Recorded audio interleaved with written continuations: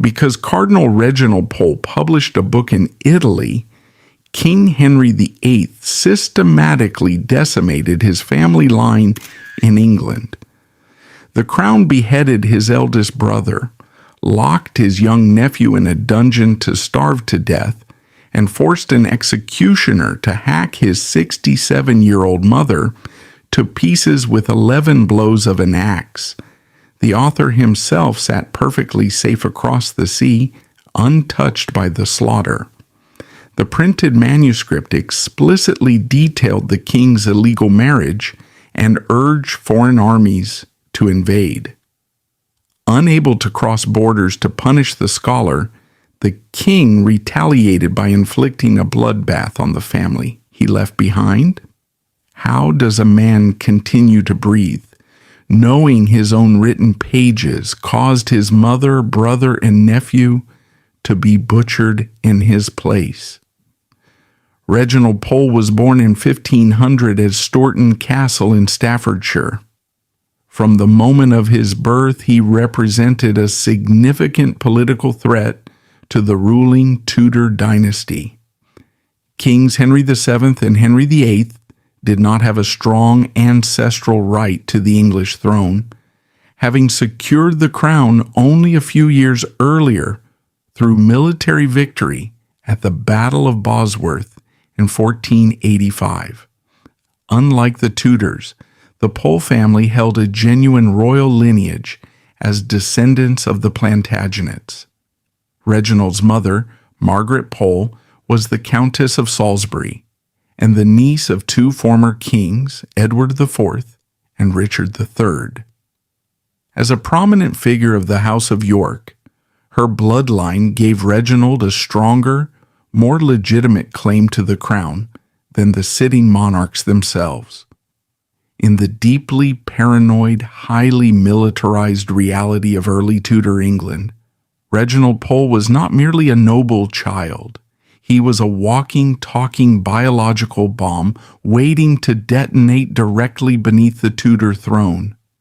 If the people of England ever grew tired of the new Tudor dynasty, Reginald Pole possessed the exact pure royal pedigree required to legally justifiably replace them. King Henry VIII was a brilliant, deeply charismatic monarch, but he was also profoundly aggressively paranoid. He understood the existential threat of the Pole family perfectly. However, Henry VIII did not immediately send armed guards to Stourton Castle to throw the young Reginald into the dark dungeons of the Tower of London.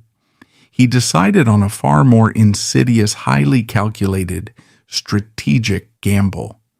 The king operated on a brilliant, deeply cynical political philosophy. Keep your friends close, but keep your legitimate royal rivals closer, and more importantly, make them completely, utterly, and financially dependent upon you. King Henry VIII did not jail Reginald Pole, he bought him. Starting in 1512, when Reginald was just 12 years old, the king initiated a massive, highly targeted campaign of psychological and financial capture. Henry VIII personally began funding a lavish, world-class education for his little royal rival. He sent the boy to the University of Oxford. There, Reginald was placed directly under the tutelage of the absolute finest, most progressive humanist minds of the English age, including brilliant scholars like William Latimer and Thomas Linacre.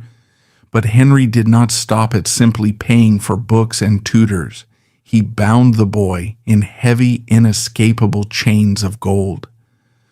Reginald Pole was a teenager. He was not yet an ordained priest. He had taken no formal permanent vows. Yet King Henry VIII aggressively showered him with massive, highly lucrative church positions. King Henry VIII strategically staggered these ecclesiastical bribes over a crucial decade of Pole's life. In 1518, he appointed the 18-year-old scholar as the abbot of Wimborne Minster. Nearly 10 years later, In 1527, the king tightened the financial grip even further by elevating the mature young man to the prestigious position of Dean of Exeter. The king diverted vast, staggering rivers of ecclesiastical wealth directly into Reginald's pockets, all for one singular calculated purpose: to secure the absolute, unquestioning loyalty of the Plantagenet heir. In 1521, the king tightened the gilded leash even further. He handed Reginald a massive royal pension of £100 a year, a staggering, almost incomprehensible fortune in the currency of the 16th century. With this royal wealth, King Henry VIII sent Reginald across the continent to study at the absolute intellectual and philosophical heart of Europe, the University of Padua in northern Italy. This specific period in Italy represents Reginald Pole's golden age. He was absolutely not a political conspirator. He was not secretly plotting a rebellion to steal the English crown. He was an intellectual rock star. Surviving accounts from Padua describe Reginald as incredibly charming, brilliantly articulate, and deeply, genuinely pious. He utilized the king's massive wealth to build a magnificent household. He actively befriended the greatest scholars, the most radical philosophers, and even the ambitious churchmen who would become the future popes of Rome. He lived a life of highly refined, almost intoxicating intellectual beauty and sacred theological study. King Henry VIII had essentially created a monster of intelligence. He had funded the development of one of the sharpest theological minds of the century. But for now, that mind was a loyal monster. Reginald Pole seemed entirely happily content to remain buried in his ancient Greek texts and his philosophical debates. In a profound, deeply psychological sense, Reginald Pole had become an intellectual captive. His brilliant mind had been expertly polished inside a magnificent, heavily funded cage of the king's own creating. He was not just a scholar. He was a silent, highly observant student of power. By living in Italy, the absolute epicenter of Renaissance diplomacy, Pole was actively soaking up the intricate, highly treacherous political maneuvers of the Italian city-states. It was an experience that would, years later, fundamentally shape his terrifying understanding of how global power truly functions. He believed he was safe. He believed he could balance his deep, sacred love for the Universal Catholic Church with his profound financial loyalty to his royal cousin in England. But this heavy golden leash was about to be violently, permanently snapped. The breaking point arrived, as it so frequently and devastatingly did in the Tudor era, with the sudden, catastrophic disruption of the king's marriage. King Henry VIII was about to demand a favor that the deeply pious scholar simply could not grant. The brutal reality of English politics was marching directly toward Padua, and it was about to tear Reginald Pole's soul completely in half. The Plantagenet prince had found a golden sanctuary in the intellectual heart of Italy. He genuinely believed he could safely balance his royal blood, his deep Catholic faith, and his immense Tudor funding. But the highly volatile politics of England were not confined to the island. A massive, unprecedented royal crisis was brewing in London, and the king was about to violently yank the golden leash across the entire European continent. In the late 1520s, the sun-drenched, serene courtyards of the University of Padua offered Reginald Pole a philosophical sanctuary, entirely funded by Tudor wealth. Yet, this pristine academic existence stood in stark, volatile contrast to the corridors of power in London. King Henry VIII was pacing the floors of his palaces, increasingly desperate and consumed by a biological crisis that threatened to tear the English nation apart. He needed a highly specific, highly respected intellectual weapon to fire at the Pope, realizing the ultimate weapon was currently sitting quietly in Italy. The resulting collision between pure theology and the ruthless machinery of state politics would inevitably fracture Pole's conscience. The agonizing psychological fracture of Reginald Pole cannot be fully grasped without closely examining the unprecedented nature of the king's marital crisis. It was a crisis known to history simply as the Great Matter. King Henry VIII was married to Queen Catherine of Aragon. She was a deeply respected, fiercely pious Spanish princess, but she had catastrophically failed to provide the Tudor dynasty with a living, healthy male heir. Henry VIII, deeply superstitious and driven by an intense desire for a son, concluded that his marriage was cursed by God. He sought to formally, legally annul the marriage so he could marry a captivating young courtier named Anne Boleyn. However, in the rigid, deeply hierarchical world of 16th century Europe, a king could not simply discard a queen. He required the explicit theological permission of the Pope in Rome. But the geopolitical reality of Europe in 1529 made this permission practically impossible. Pope Clement VII was effectively a political prisoner. His territories had recently been violently sacked by the massive, heavily armed imperial troops of Emperor Charles V. And Emperor Charles V was the direct, fiercely protective nephew of Queen Catherine of Aragon. The Pope was utterly terrified of the emperor. He would absolutely not grant the English king a divorce that humiliated the imperial family. King Henry VIII found himself trapped in a massive geopolitical deadlock. He realized he could not win by relying on standard Vatican diplomacy. He needed to completely overwhelm the Pope with a massive, undeniable tidal wave of international theological consensus. He needed the greatest universities of Europe to formally declare that his marriage to Catherine was a sin. And for this highly delicate, deeply controversial task, the king recalled his greatest intellectual investment. He summoned Reginald Pole back from his paradise in Padua. The heavy golden leash of Tudor patronage was violently pulled tight. In late 1529, Reginald Pole was dispatched to the University of Paris.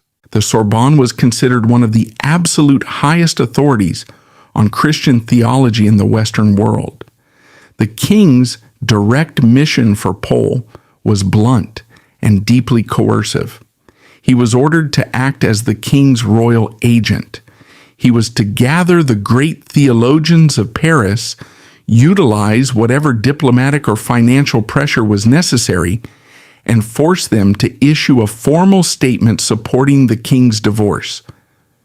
Consider the inescapable, agonizing dilemma that now trapped the young Plantagenet prince between divine law and his financial obligations to the crown. He was a prince of the Plantagenet blood. He was the king's own relative. The English crown had paid for his food, his books, and his entire elite education. In the deeply transactional, highly patriarchal society of the Tudor era, he owed King Henry VIII his absolute, unquestioning obedience. But Reginald Pole was also a man of profound, deeply ingrained Catholic faith. He believed firmly that the Church was universally, spiritually united under the authority of the Pope. To Pole, the king's divorce was not merely a complex political maneuver. It was a grave theological error. It was a sin. It was a direct, violent assault on the sacred sacrament of marriage. Yet, under the crushing, terrifying pressure of the English crown, Pole went to Paris. The reality of 16th century academic diplomacy was brutal. The theological opinions of the universities were rarely decided by pure, quiet debate. They were heavily influenced by state pressure. Working alongside other royal agents, Pole navigated the treacherous academic politics of the Sorbonne. The English delegation applied immense financial leverage. Furthermore, they leaned heavily on the political influence of the French king, Francis I, who actively pressured the Parisian scholars to rule in favor of the English monarch. Eventually, the English delegation secured the document. The theologians of Paris issued an opinion that largely supported Henry's position, but the mission cracked Reginald Pole's conscience completely in half. He had seen the brutal, highly cynical machinery of state politics actively crushing divine law. He had witnessed bribes and political threats masquerading as sacred theology. He returned to England holding the document the king demanded, but he returned with a deeply guilty, fractured soul. It is during this incredibly tense period that historical traditions introduce a highly dramatic, deeply poignant element. Some historical accounts and later romanticized biographies suggest a series of secret, desperate meetings between Reginald Pole and Queen Catherine of Aragon herself. According to these narratives, the isolated queen urged the young scholar to follow his conscience, no matter the terrifying political cost. However, as rigorous historical researchers, we must navigate this specific claim with extreme caution. While the Pole family, specifically Reginald's mother, Margaret Pole, who had served as governess to Catherine's daughter, Princess Mary, were staunch, deeply loyal supporters of the Queen, concrete archival evidence of direct, highly secret meetings between Reginald and Catherine during this exact crisis remains debated among modern scholars. What is absolutely certain, however, is that Pole possessed a profound, deeply rooted sympathy for the Queen's plight. Her dignity in the face of the king's aggression deeply resonated with his own strict moral compass. King Henry VIII, a master of psychological manipulation, acutely sensed Pole's deep internal doubts. The king knew that a reluctant agent was a dangerous agent. He needed to completely, permanently bind Reginald Pole to the new royal agenda. The king prepared a terrifying, glittering trap. He decided to offer Pole the ultimate, unimaginable bribe. In late 1530, the highest, most lucrative ecclesiastical positions in all of England suddenly became available. Thomas Wolsey, the fallen cardinal, had died. King Henry VIII made a quiet, highly explicit offer to the young scholar. If Reginald Pole would publicly, unequivocally support the divorce and actively support the king's terrifying new claim to be the supreme head of the church in England, the reward would be staggering. The king offered him the Archbishopric of York. Alternatively, he offered the immensely wealthy bishopric of Winchester. To fully comprehend the magnitude of this temptation, we must understand the sheer scale of these offices. The Archbishopric of York was not merely a church title. It was immense, almost sovereign territorial power. It came with vast, sprawling estates, massive annual revenues, and absolute proximity to the inner circle of the king. For a man who was only 30 years old, it was the offer of a lifetime. It was the absolute pinnacle of worldly power. This was the critical, defining moment of Reginald Pole's existence. He was being explicitly asked to sell his eternal soul for the absolute highest worldly price the Tudor state could pay. Pole found himself trapped in a state of paralyzing, intense psychological agony. He consulted his brothers. He consulted his powerful family. The unanimous, terrified advice of the Tudor nobility was absolute. Take the bribe. Appease the king. Survive. Pole reportedly resolved to do exactly that. He mentally prepared himself to submit. He requested a private audience with the king to formally accept the archbishopric and pledge his support for the great matter.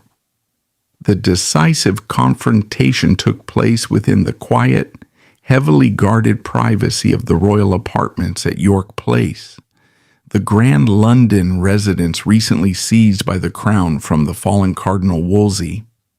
Reginald Pole walked into the chamber. He stood face to face with King Henry VIII, a man who was not only his patron and his sovereign, but a massive, highly volatile physical presence. The bribe was officially on the table. The terrifying consequence of refusal was entirely unstated, yet it hung heavily in the cold air of the room. Pole opened his mouth. He intended to speak the words of submission he had rehearsed. He intended to accept the wealth and betray his conscience. But according to highly detailed accounts derived from Pole's own later writings and the records of his close biographers, a profound psychological break occurred. Standing directly before the king, Pole's unwavering piety and his genuine moral horror at the annulment simply eradicated his instinct for political survival. Instead of accepting the archbishopric, Reginald Pole did the absolute unthinkable. He looked at the most dangerous man in England, and he said no. He did not merely decline the job offer. He actively, passionately pleaded with King Henry VIII. He begged the monarch not to destroy his own royal honor. He begged him not to endanger his eternal soul for the sake of a new, highly controversial wife. This was not a calculated political critique. It was a desperate, highly emotional plea from a deeply religious subject who genuinely believed he saw his king walking blindly toward a spiritual cliff. The reaction of King Henry VIII was terrifying, immediate, and volcanic. This was absolute, undeniable betrayal. This was a direct, highly public challenge to his supreme royal authority from a man he had personally hand-reared and heavily funded. Historical accounts, specifically those preserved by Pole's Italian biographer Ludovico Beccadelli, paint a chilling picture of the king's wrath. In a fit of absolute apoplectic rage, King Henry VIII's hand violently slammed down onto the hilt of the heavy dagger strapped to his belt. For a breathless, terrifying second, the King of England looked entirely ready to draw the blade and physically strike down his royal cousin right there in the quiet confines of the palace chamber. It was only Pole's sudden, tearful plea for mercy and the sheer shock of his emotional collapse that seemingly stayed the king's hand. King Henry VIII turned his back. He stormed out of the chamber, slamming the heavy wooden doors behind him. Reginald Pole was left standing alone in the deafening silence of York Place. He was physically unharmed, but he knew with absolute chilling certainty that his life in England was effectively over. For all their shared history, for all the Plantagenet blood, and for all the thousands of pounds the king had invested in his education, he was no longer safe. He had defied a tyrant to his face.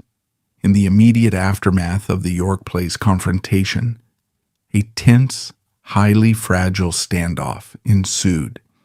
Pole retreated to his family estates. The king, perhaps deeply distracted by the escalating political chaos of the divorce, or perhaps harboring a small, lingering affection for his scholarly cousin, did not immediately send the guards to arrest him. But Pole knew the terrifying nature of Tudor justice. He knew the axe was inevitably coming. In January 1532, Reginald Pole made a deeply calculated, highly desperate request. He formally petitioned King Henry VIII for permission to leave England, ostensibly to continue his advanced theological studies on the continent. Remarkably, the king granted the request. Many historians suggest Henry simply wanted the highly vocal, highly respected dissenting voice out of the country while he finalized his break with Rome. Reginald Pole packed his books. He turned his back on his massive family estates, his powerful mother, and his homeland. A deeply broken, weeping man, he boarded a ship and crossed the English Channel into voluntary, self-imposed exile. He chose the complete unknown of a foreign land over the heavy, suffocating, and ultimately lethal chains of a heretic king.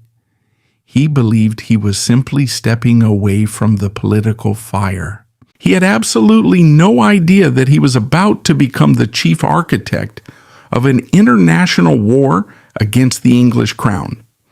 The explosive confrontation had irreparably shattered the relationship between the king and his royal cousin.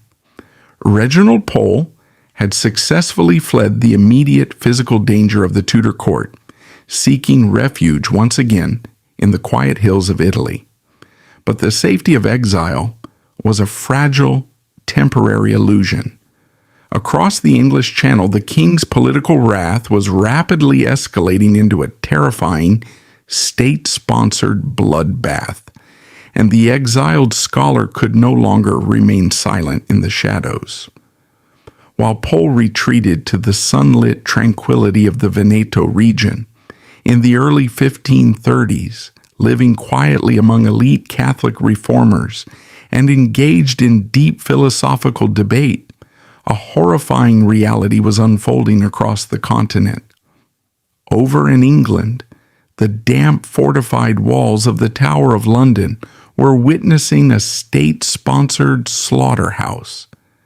The severed heads of the greatest intellectual minds of the English Renaissance were placed on rusted iron spikes above London Bridge, forcing the exiled scholar to question how long he could hide in the sanctuary of philosophy. The psychological radicalization of Reginald Pole was entirely driven by the terrifying state-sponsored events unfolding in England during his period of self-imposed exile. The Tudor regime was not simply undergoing a political transition. It was executing a massive, heavily armed, and deeply bloody ideological revolution.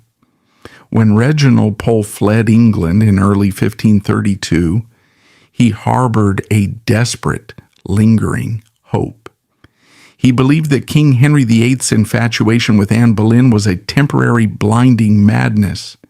He genuinely prayed that the king would eventually come to his senses, abandon the divorce, and return to the universal embrace of the Catholic Church. But the reality of Tudor politics was moving with terrifying, unstoppable momentum in the exact opposite direction. In early 1533, King Henry VIII secretly married a pregnant Anne Boleyn. Shortly after, the newly appointed Archbishop of Canterbury, Thomas Cranmer, formally and legally annulled the king's marriage to Catherine of Aragon. Then came the legislative hammer blows that permanently shattered the religious foundation of England. In 1534, the English Parliament, acting entirely under the intense, heavily armed pressure of the king and his chief minister, Thomas Cromwell, passed the Act of Supremacy. This was not a minor administrative change. It was a massive, world-altering theological earthquake. The act officially, legally declared King Henry VIII to be the supreme head on earth of the Church of England. The authority of the Pope in Rome was completely, violently severed. To enforce this massive ideological shift, the Tudor state unleashed the Treason Act. This terrifying piece of legislation made it a capital offense, punishable by the agonizing death of being hanged, drawn, and quartered, to maliciously deny the king's new supreme royal titles. Reginald Pole watched this apocalyptic transformation from Italy with mounting absolute horror. He was technically safe in the Venetian Republic, but he was absolutely not forgotten by the king. Henry VIII was a monarch who demanded total universal intellectual submission. He did not simply want Reginald Pole to stay quietly in Italy. He wanted his brilliant, highly respected Plantagenet cousin to publicly, explicitly validate the new regime. The king dispatched royal messengers across Europe. They arrived in Padua carrying direct, explicit commands from the English crown. King Henry VIII demanded that Reginald Pole write a formal, highly detailed theological treatise, explicitly defending the king's divorce and his new supremacy over the church. The golden leash of Tudor patronage was being violently yanked across the continent. For months, Reginald Pole agonized. He engaged in a desperate, highly stressful campaign of strategic delay. He wrote polite, evasive letters. He claimed his health was poor. He claimed he needed more time to study the complex theological texts. He was desperately trying to avoid a direct, suicidal confrontation with the terrifying power of the English state. But the brutal, unyielding reality of the king's tyranny was about to strip away Pole's final illusions of neutrality. The year 1535 brought a wave of state-sponsored violence that completely, permanently broke Reginald Pole's heart. King Henry VIII, determined to enforce absolute compliance with his new supremacy, turned his executioners upon the most sacred, universally respected men in the kingdom. First came the brutal slaughter of the Carthusian monks. These were deeply holy, completely harmless ascetics who quietly, peacefully refused to swear the oath, recognizing the king's supremacy. They were dragged through the muddy streets of London and subjected to highly public, unimaginably gruesome executions.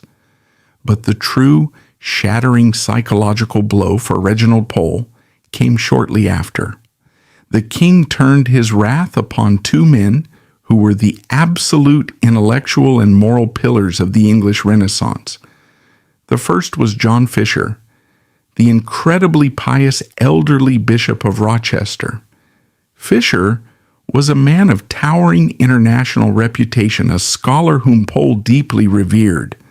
When the Pope made the imprisoned Fisher a cardinal in a desperate attempt to protect him, King Henry VIII flew into a volcanic rage, famously declaring that the Pope could send the red hat, but Fisher would have no head to wear it on.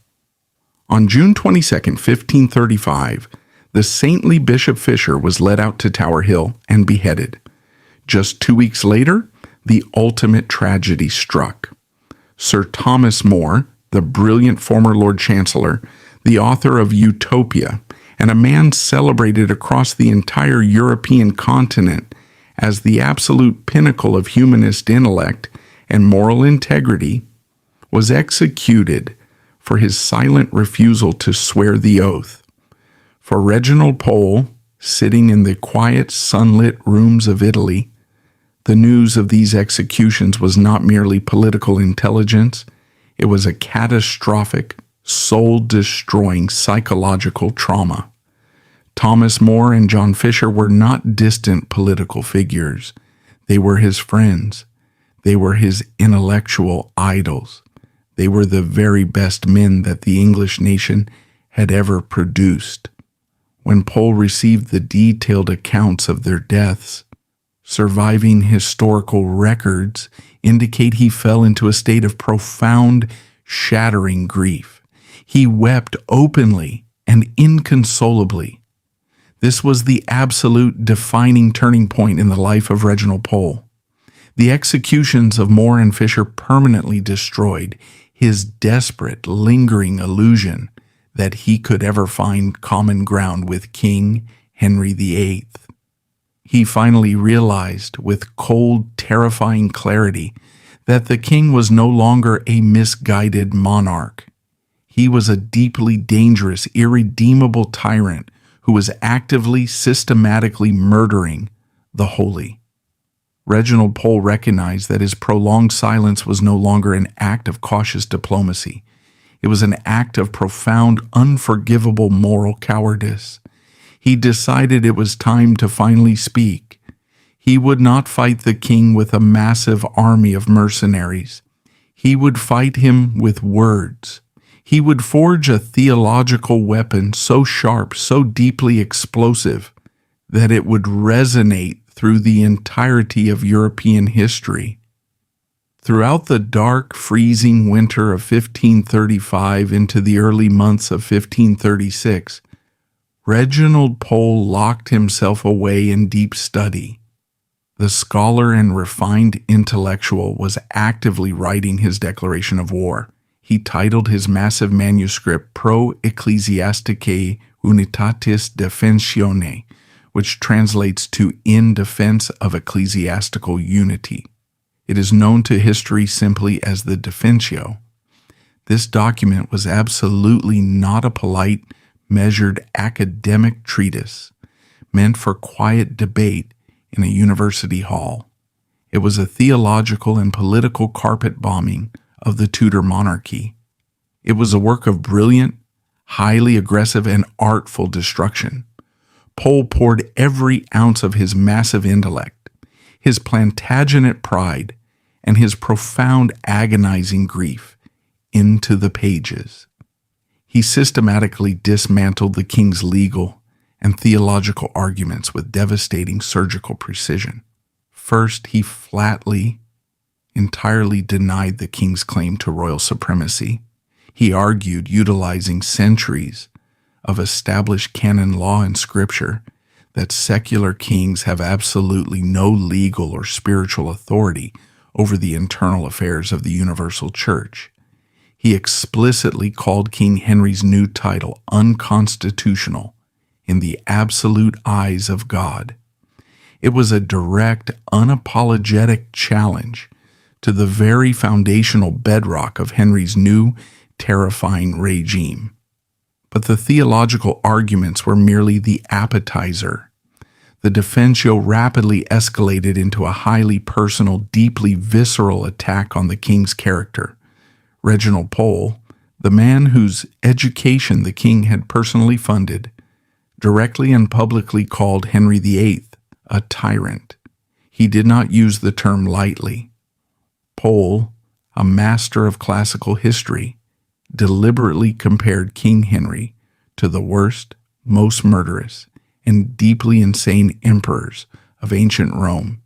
He compared the English king to Nero, the emperor who burned Christians, and to Domitian, the paranoid slaughterer of the Senate.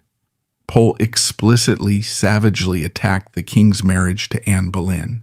He completely dismissed the complex, theological arguments the king had used to justify his divorce. Pole declared in highly graphic, deeply insulting language that the king's entire religious revolution was born of absolutely nothing but raw, savage, and deeply animalistic lust. He took the entire English legal system, the very apparatus of judges and parliaments that had legally condemned Thomas More and John Fisher, and he explicitly called it a system of organized, state-sponsored mass murder. He boldly publicly celebrated the executed men not as traitors to the state, but as true, glorious martyrs for the Catholic faith. And then in the final, highly explosive sections of the book, Reginald Pole struck the definitive, absolute, most lethal blow. He crossed the invisible, highly dangerous line from severe theological criticism into pure, undeniable high treason. He included what historians term a casus belli, a formal legal justification for a declaration of war. Reginald Pole, a native-born Englishman carrying royal blood, explicitly and publicly pleaded with the Holy Roman Emperor, Charles V. He begged the emperor to immediately cease fighting his vast, ongoing wars against the Ottoman Empire in the East. He demanded that the emperor turn his massive, heavily armed fleets and his battle-hardened armies directly toward the English Channel. Pole called for a full-scale, highly destructive military invasion of England. To modern sensibilities, the idea of a loyal subject actively inviting a foreign superpower to invade and potentially burn his homeland seems incredibly traitorous and deeply shocking. But to understand Pole's mindset, we must view the world through the strict, terrifying lens of 16th century moral absolutism. In Pole's deeply religious mind, his logic was brutal, yet entirely morally sound. He genuinely believed that King Henry VIII was leading the entire population of England directly into the eternal fires of hell by severing them from the true church. Therefore, in a horrific theological calculation, it was far better that the country be temporarily conquered, burned, and occupied by a foreign, Catholic military power than to be eternally damned by a heretic king. He did absolutely not view his plea as an act of treason against the English people. He viewed it as the ultimate, desperate act of spiritual salvation. Furthermore, there is a heavily debated, highly dangerous detail hidden deep within the complex Latin of the Defensio. Many historians argue that Pole actively utilized obscure, long-forgotten theological sources to construct a terrifying legal argument. He made a complex case that a king who formally breaks from the universal church and turns to heresy officially, legally forfeits his divine right to rule. He was essentially arguing that Henry VIII was no longer the legitimate king of England. And by deeply unspoken implication, if the Tudor king was illegitimate, the throne belonged to the true Catholic royal bloodline, the bloodline of the Plantagenets, the bloodline of Reginald Pole. This was absolutely not just a religious protest, it was a devastating, highly coordinated intellectual assault on the very idea of Tudor sovereignty. In late May of 1536, Reginald Pole finished the massive manuscript. He bound it, sealed it, and dispatched a highly trusted courier to carry it across Europe, directly into the hands of King Henry VIII in London. The historical tension surrounding the delivery of this document is almost unbearable. When King Henry VIII finally received the manuscript and had it translated from the complex academic Latin, his reaction was not merely anger. It was a state of profound, incandescent, and highly humiliated fury. The king had expected a document of quiet intellectual submission. He received a massive, explosive declaration of war from his own hand-reared protege. But Henry VIII was a deeply cunning, highly experienced predator. He did not immediately explode in public rage. He recognized that Reginald Pole was safely out of his direct physical reach in Italy. He needed to lure the traitor back into the cage. the king orchestrated a highly deceptive, deeply chilling response. He had his chief minister, Thomas Cromwell, draft a fake-friendly, seemingly reasonable letter. The letter was dispatched to Italy, politely inviting Reginald Pole to return to England. The Crown suggested that they simply needed him to come home to explain himself and clarify some of the more controversial points in his book over a quiet theological debate. It was a brilliant, incredibly lethal trap, but Reginald Pole was a survivor of the Tudor court. He possessed a highly analytical mind. He looked at the polite invitation, and he saw the executioner's axe gleaming directly behind it. He knew, with absolute terrifying certainty, that if he ever set foot on English soil, his very next destination would be the dark dungeons of the Tower, followed swiftly by the bloody scaffold at Tower Hill. Reginald Pole firmly, explicitly refused the king's invitation. He stood his ground in his Italian exile. By sending the Defensio and refusing to return, Reginald Pole had permanently crossed the Rubicon. He was no longer a quiet, highly conflicted scholar hiding in the shadows. He had officially declared himself the primary ideological enemy of the Tudor state. He had chosen a higher spiritual king over his earthly relative, but in doing so, he had absolutely no idea that he had just signed the death warrants of almost every single person he had left behind in England. The king's revenge was about to become unimaginably bloody. The scholar had officially permanently crossed the Rubicon by delivering the explosive manuscript and flatly refusing the king's deceptive invitation. Reginald Pole had publicly declared ideological war on the Tudor state. He was safe behind the heavily armed diplomatic shields of the Vatican, completely out of the king's physical reach. But he had fundamentally underestimated the cold, unimaginable cruelty of a cornered tyrant. The king's vengeance was about to find a new, devastatingly vulnerable target. An absolute monarch sat upon the throne of England, commanding heavily armed fleets and a massive network of ruthless spies. He had legally dismantled the ancient power of the Pope within his borders, possessing the absolute power of life and death over millions of subjects. Across the European continent sat a single, solitary scholar in the sunlit hills of Italy, possessing no army and no royal navy. Yet the massive King of England was entirely paralyzed by him, unable to touch or silence his former protege. This stark geopolitical reality poses a terrifying question. What happens when a tyrant's wrath is geographically blocked?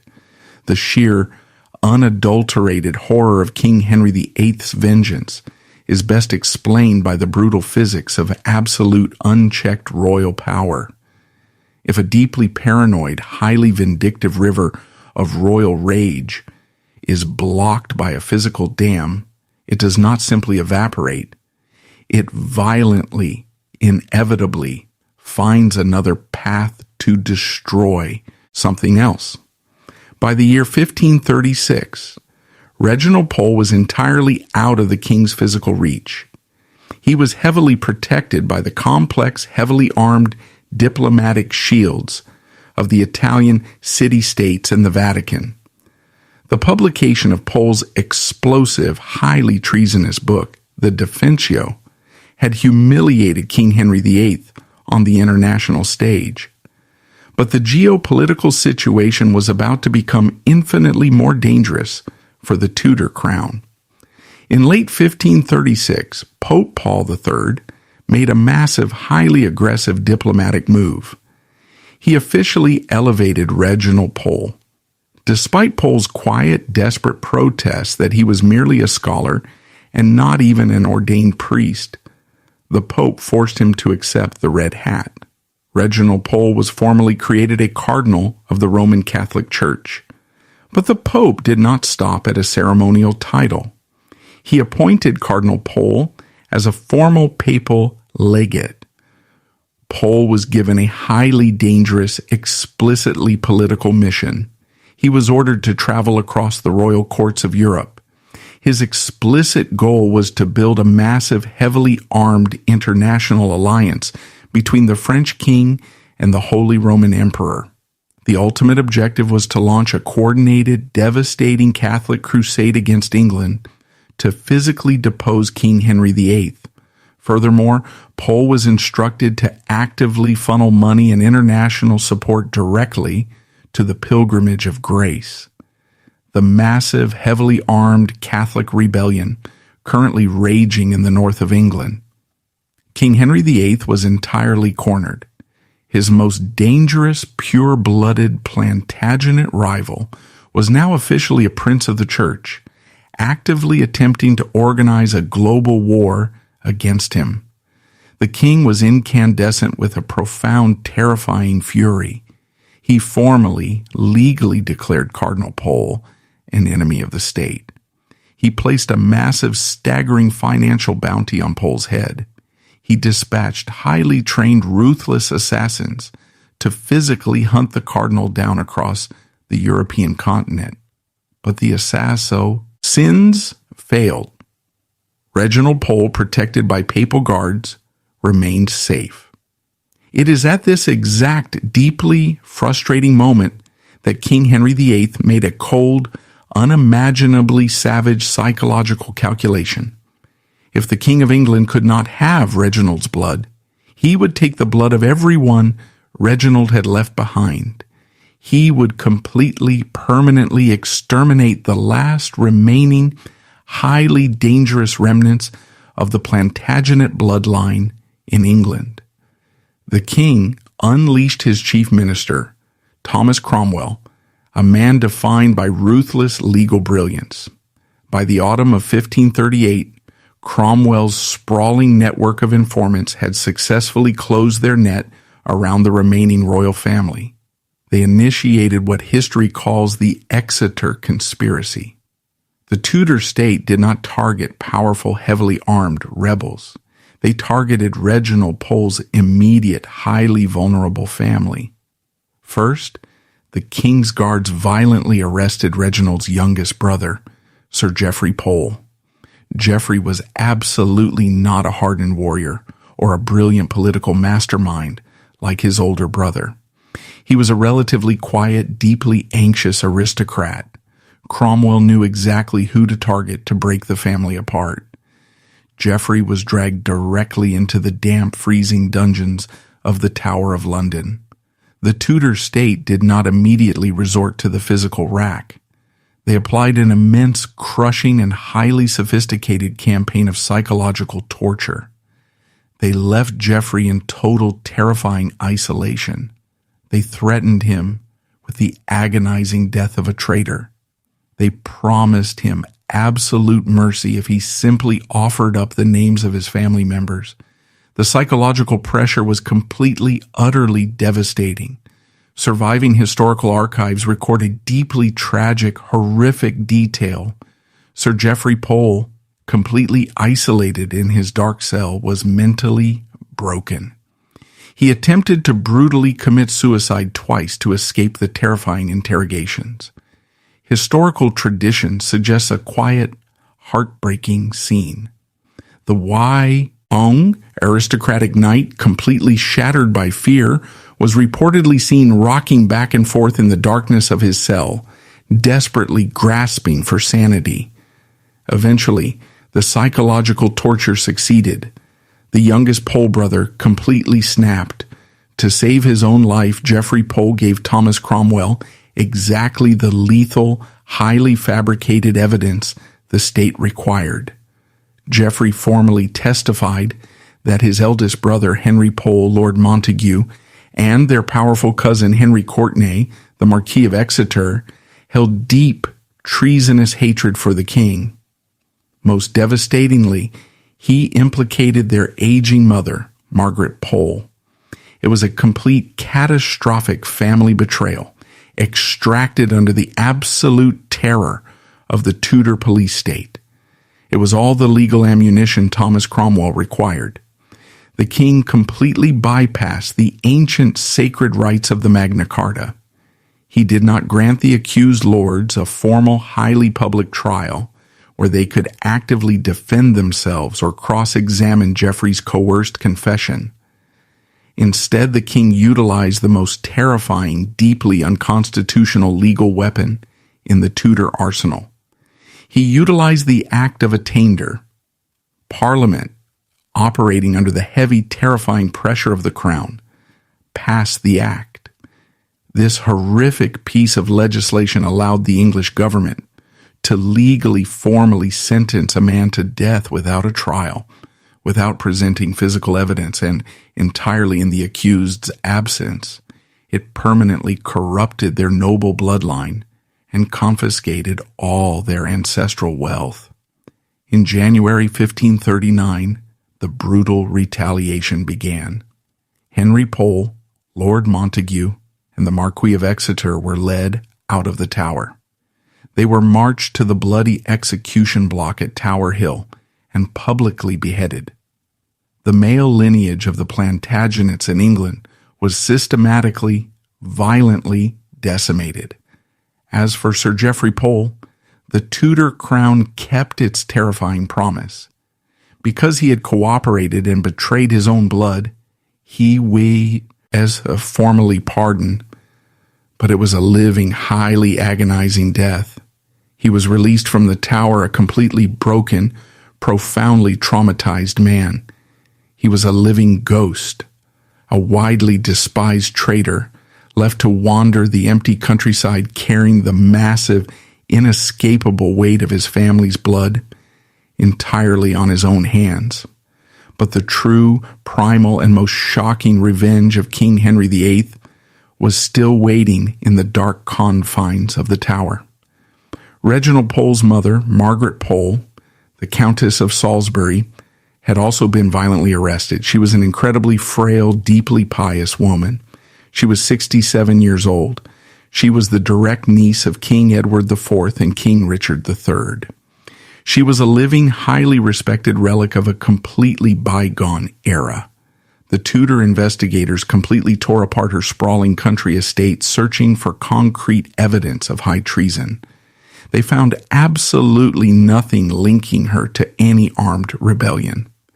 The only evidence Thomas Cromwell ever presented to Parliament was a single highly suspicious item found in her personal wardrobe. It was a white silk tunic, allegedly embroidered with the 5 wounds of Christ. This was the explicit, highly recognizable visual symbol utilized by the Catholic rebels during the Pilgrimage of Grace. Many rigorous modern historians, heavily analyzing the timeline and Cromwell's brutal methods, strongly argue that this tunic was a completely fabricated piece of evidence. It was almost certainly physically planted by Cromwell's agents to ensure the legal destruction of the final Plantagenet matriarch. Margaret Pole was stripped of her ancient countess title by an act of attainder. She was locked away in the freezing stone walls of the Tower of London for over 2 years. The aging aristocrat suffered terribly during the freezing winters, constantly begging for warm clothing from her royal captors. Then, in the late spring of 1541, a minor, completely unrelated rebellion broke out in the north. King Henry VIII, increasingly unstable and deeply paranoid, decided to finally clear out the remaining political prisoners in the Tower. In the early, misty morning of May 27, 1541, the final horrific act of Tudor revenge was executed. The aging, frail Margaret Pole was suddenly informed that she was to die within the hour. She was led out to a highly private, restricted execution site located within the inner walls of the Tower, likely near the chapel of St. Peter ad Vincula. Because the execution was ordered suddenly and kept deeply secret to avoid a public outcry over the murder of an elderly royal woman, the highly skilled primary executioner of London, was absent. The local authorities were forced to utilize a young, terrifyingly inexperienced apprentice. He was a wretched, clumsy butcher who was completely unqualified for the grim task.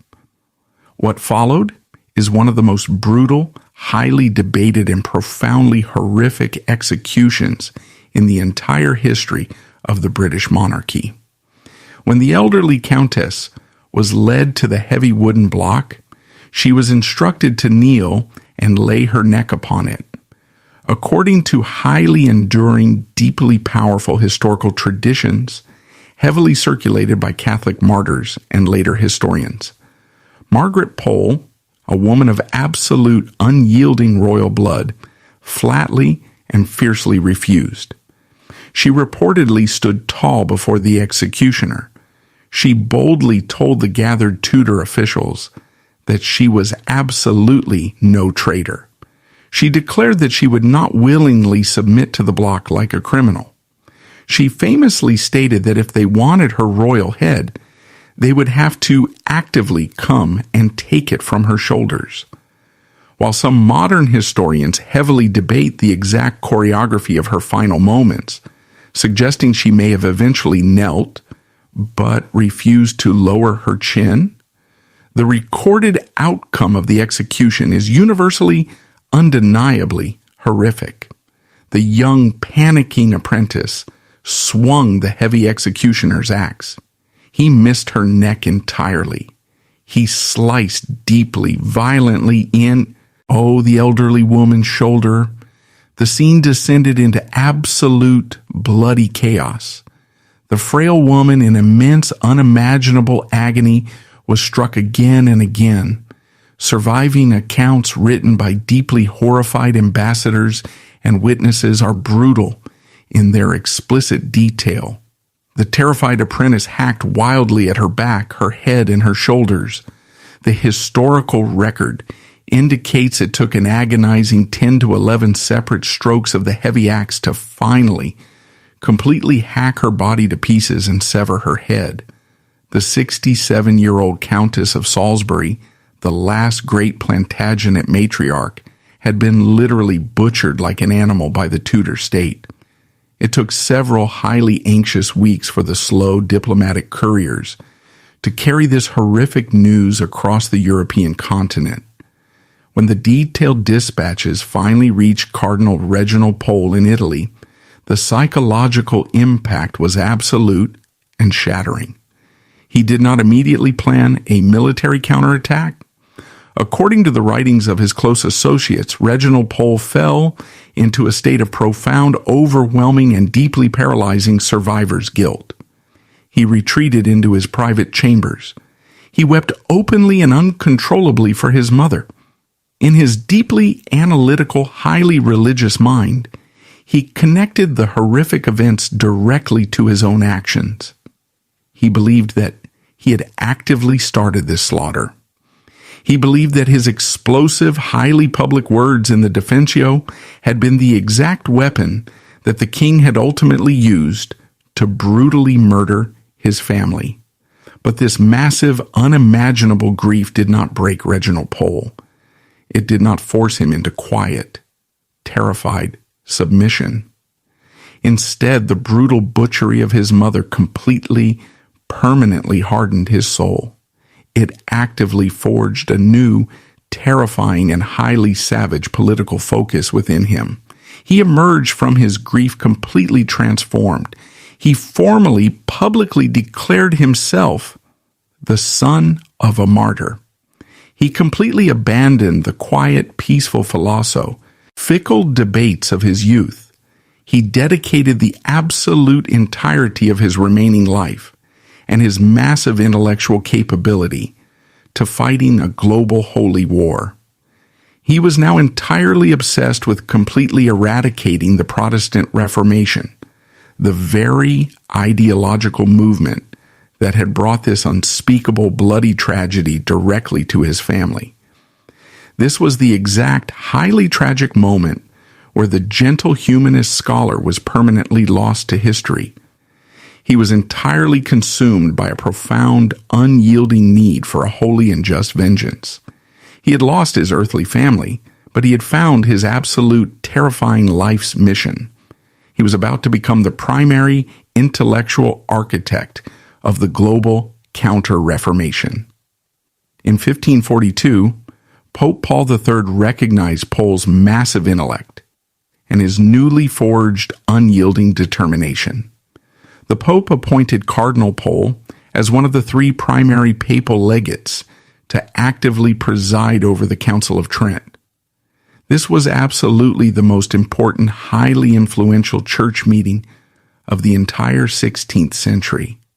It was within the heavy stone walls of Trent that Reginald Pole, alongside other elite theologians, would meticulously craft the theological weapons of the Catholic Church. They formally defined the strict, unyielding doctrines that would actively, fiercely protect the Catholic faith from Protestant ideas for the next 4 centuries. Reginald Pole was no longer an exiled, weeping scholar running from a king. He was a highly powerful, globally recognized prince of the church. He was actively commanding a massive war of ideas against his old patron, King Henry VIII.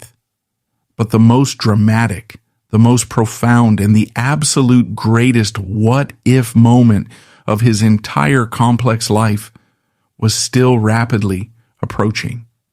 The ultimate throne of global spiritual power was about to be placed directly within his reach. The brutal, hacking execution of his mother had completely eradicated the gentle humanist scholar. In his place stood a hardened, deeply resolute prince of the church, entirely consumed by a holy war against the Reformation. Cardinal Pole was now a formidable, highly dangerous player on the global stage, actively wielding massive theological weapons. And as the century reached its midpoint, the ultimate throne of spiritual power and a shocking, blood-soaked path back to his homeland were about to be placed directly before him. 2 entirely opposing, haunting images define the climax of this story. On one side, a deeply pious English scholar stands inside the candlelit majesty of the Sistine Chapel in the middle of the night, a massive faction of cardinals urgently pressing him to accept the ultimate crown as supreme pontiff. Shift to the exact same man just a few years later, standing on English soil as the Archbishop of Canterbury, presiding over a regime of state terror where thick black smoke rises above the towns as men and women are chained to wooden stakes and burned alive. This terrifying contrast forces us to question why such a paradox occurred. How does a man of profound humanist peace, a scholar who wept over the executions of his friends, become the theological architect of a brutal religious purge? The answer lies in the profound tragedy of moral absolutism. It lies in the terrifying reality that when a man believes he is fighting a holy war, he will eventually deploy the exact same savage weapons as the tyrants he once despised.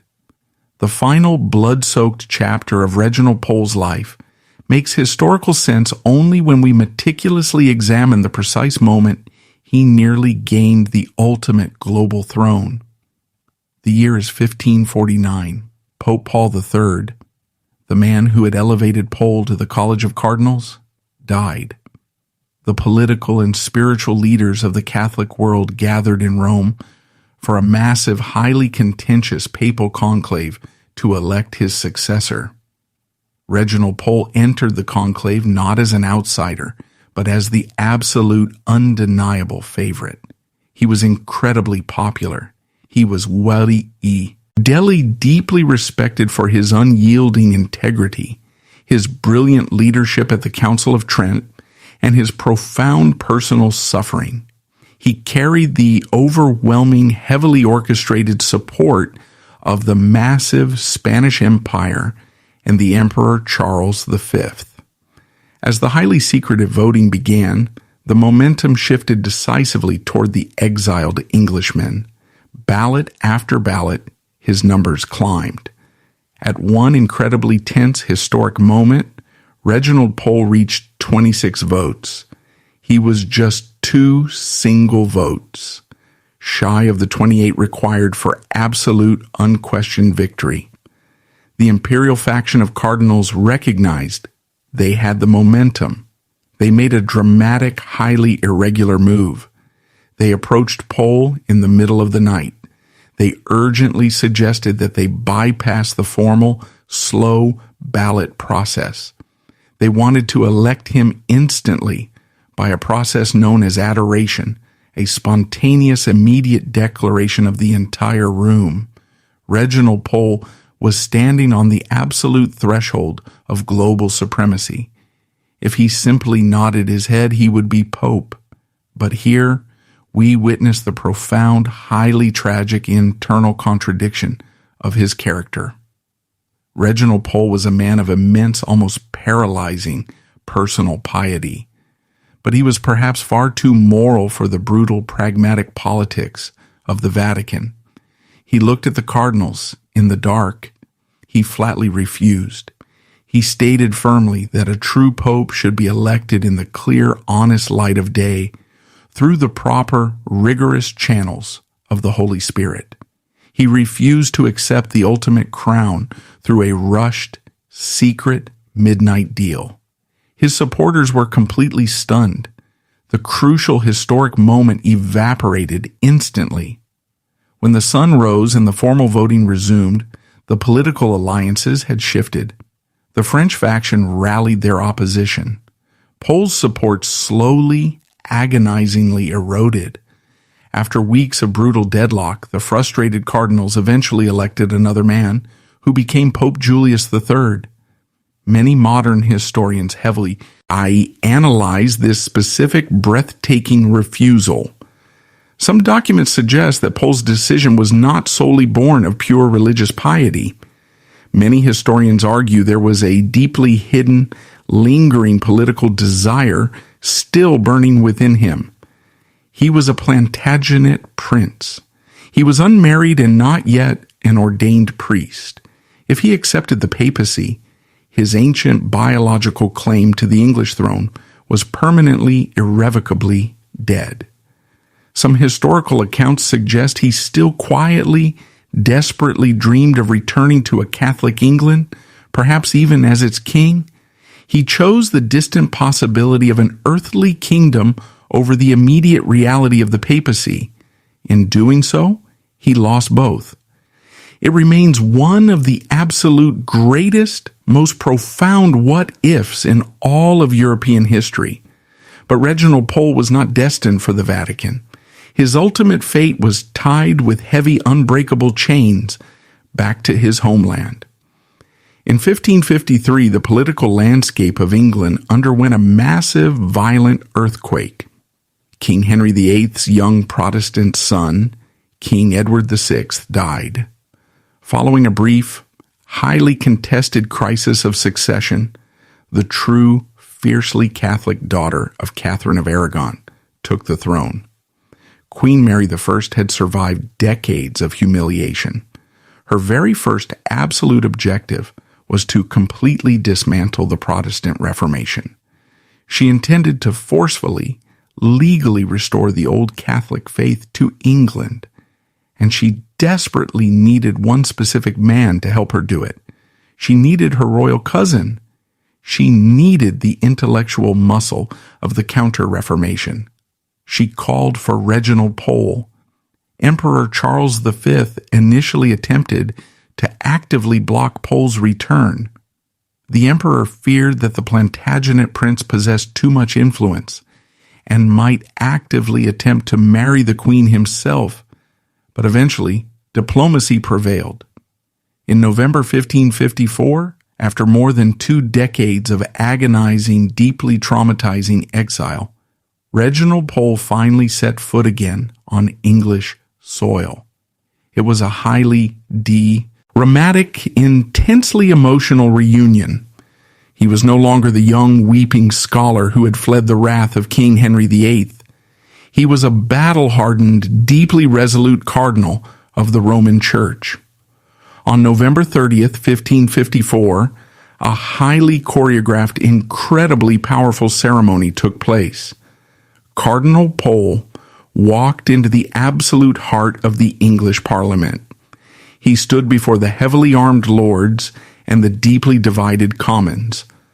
Operating as the officially appointed papal legate, Reginald Pole raised his hand. He formally, legally granted the entire nation of England a massive sweeping absolution. He officially welcomed the kingdom back into full spiritual communion with the Roman Catholic Church. It was his moment of absolute, complete worldly triumph. He had survived the massive, bloody purge of his family. He had outlived the tyrant King Henry VIII. He had outlived the Protestant king, Edward VI. He was back in the exact same palaces where he had nearly been killed. In March 1556, the final brutal piece of the Tudor religious puzzle fell into place.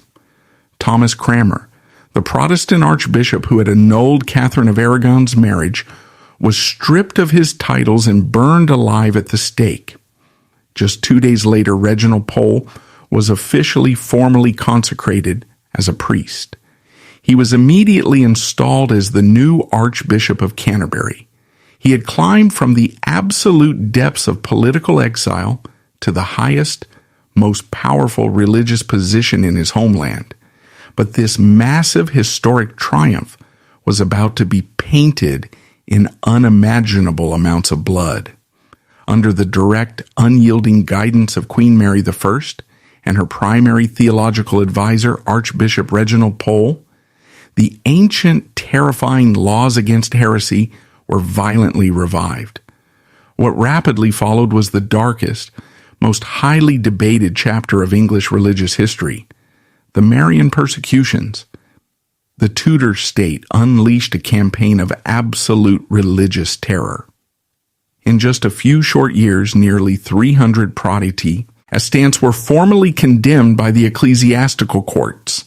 They were dragged to public squares across the country. They were chained to heavy wooden stakes and burned alive. Crucially, this included roughly 60 women. The historical complicity of Reginald Pole in these massive state-sponsored murders is deeply, fiercely debated among scholars today. Some historians argue that Pole was a highly reluctant participant. They suggest he was a man fundamentally trapped by the brutal, unyielding vengeance of a deeply traumatized queen.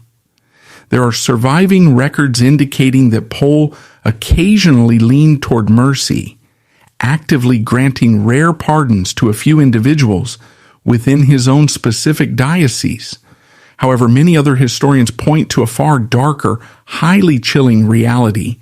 Reginald Pole was undeniably, absolutely the theological head of the entire regime. He was the papal legate. He was the Archbishop of Canterbury. The ecclesiastical courts that condemned these men and women to the fire operated directly under his supreme spiritual authority. The man who had once famously, passionately argued that kings must not kill for their faith now actively presided over a massive legal system that did exactly that. This is the absolute devastating human tragedy of Reginald Pole. The scholar who tried to fight tyranny with brilliant words was in the end entirely defined by the brutal fire. His own immense personal suffering, the brutal unpunished slaughter of his mother and his friends, had completely hardened his soul. It had entirely dulled his sense of humanist compassion. He had convinced himself that cleansing the land by physical fire was the absolute only way to save the spiritual soul of the nation. A man of profound peace, broken by unimaginable tragedy, had simply become an instrument of war. But this period of bloody, terrifying victory was incredibly, devastatingly fragile. Toward the absolute end of his life, Reginald Pole found himself in a final, deeply ironic conflict with the very organization he had sacrificed his entire life to serve, the Vatican. A new pope, Paul IV, was elected in Rome. He was a radical, fanatical, and deeply anti-Spanish figure. Because Queen Mary I was heavily allied with Spain, the new pope violently turned his political wrath upon England. Pope Paul IV publicly, shockingly, stripped Reginald Pole of his massive powers as papal legate. The Pope then did the absolute unthinkable. He formally accused the Archbishop of Canterbury of harboring secret heretical sympathies. He explicitly ordered Pole to return to Rome immediately to stand trial before the Inquisition. It was a final, absolutely devastating psychological blow. This man had sacrificed his royal family, his ancient homeland, and nearly his own life to defend the absolute authority of the Pope. Now he was an accused traitor to the very faith he had burned hundreds to protect. Only the fierce, highly aggressive protection of Queen Mary I saved him. She completely blocked the papal letters of recall at the English ports. She absolutely refused to allow her beloved advisor to be shipped to the dark, freezing prisons of the Vatican. Reginald Pole lived his final agonizing days under a massive dark cloud of Vatican suspicion. He was a man without a true country, and now perhaps a man entirely abandoned by his church. The final moments of this massive, deeply complex drama came to a silent, highly synchronized, and almost supernatural end. In the late autumn of 1558, a severe, highly lethal epidemic swept through London. It was a virulent strain of influenza or severe malaria known as the ague. Both Queen Mary I and Archbishop Reginald Pole contracted the disease. Their physical bodies, exhausted by years of massive stress and political warfare, completely failed them.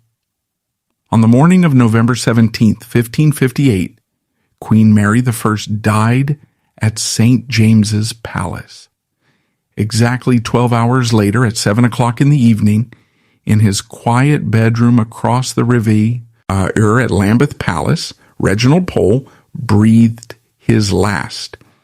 It was as if their massive, intertwined historical fates were permanently, supernaturally aligned. They had fought a terrifying, highly destructive, holy war together. They had burned the country together, and they died together on the exact same day. The massive, highly complex life's work of Reginald Pole vanished almost instantly. Because he and the Queen died on the exact same day, the English throne immediately passed to the Protestant Elizabeth I. The massive Catholic restoration that Pole had ruthlessly built was entirely swiftly dismantled.